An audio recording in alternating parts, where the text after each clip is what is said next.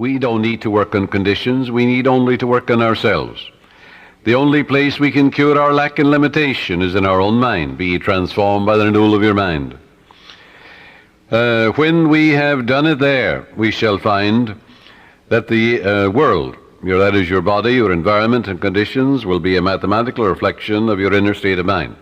Whatsoever things ye ask for when ye pray, believe that ye have received them, and ye shall have them. That is the basis of all successful prayer, whether for the healing of our bodies, for prosperity, success, for achievement, or for material benefits.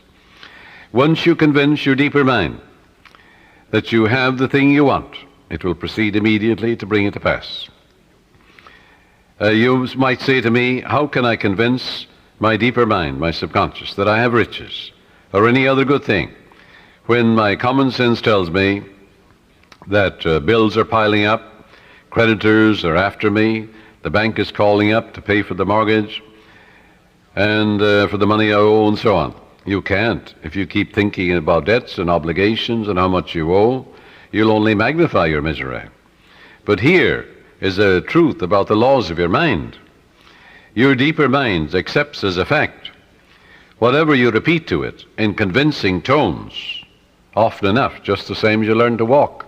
You had a thought pattern, an act, whether it is swimming or walking or playing tennis or golf, and you repeat it over and over again. You knew what you were doing and why you were doing it. You want to learn to walk, you want to learn to dance, you want to learn to swim. So finally your subconscious assimilated the pattern, didn't it? And then you swim automatically and you walk automatically. The same procedure in praying for wealth or anything else. Once your subconscious accepts the statement as a fact, it proceeds to do everything possible to bring riches to you. Now that's the whole purpose of affirmations, so that you convince yourself of the truth of that which you affirm. Then your deeper mind will bring these things to pass. Many men say to me, I got an affirmation from someone, and it said, I am rich and prosperous now, I am successful, and I'm very wealthy. That affirmation, he said, succeeded in making me much more aware of my need, because, you see, he believed more in poverty and lack than he did in the riches all around him. So I explained to him, I said, you must turn away from that pattern and come back, change your belief. Your subconscious accepts what you believe. I said, look around you and realize that God created you and the whole world.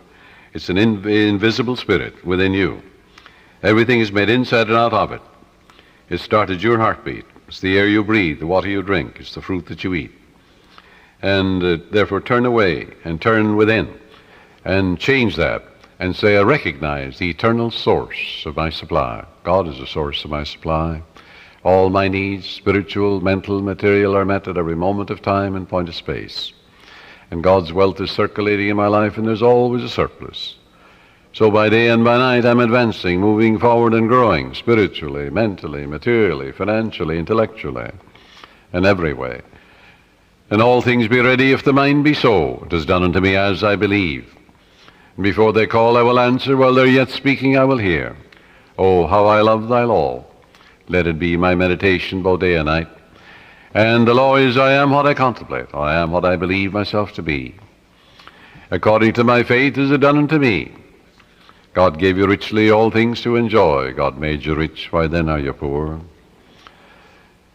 And as he began to realize the source of the infinite ocean of supply, the source of the very hair in his head, the source of the power that enables him to lift a chair, the source of the grass, the source of the hay in the field, the source of the cattle in 1,000 hills. He began to realize the source. He aligned himself with it. And then it made sense to him. Then he realized that he was writing in his subconscious mind the idea of wealth, of growth, and prosperity.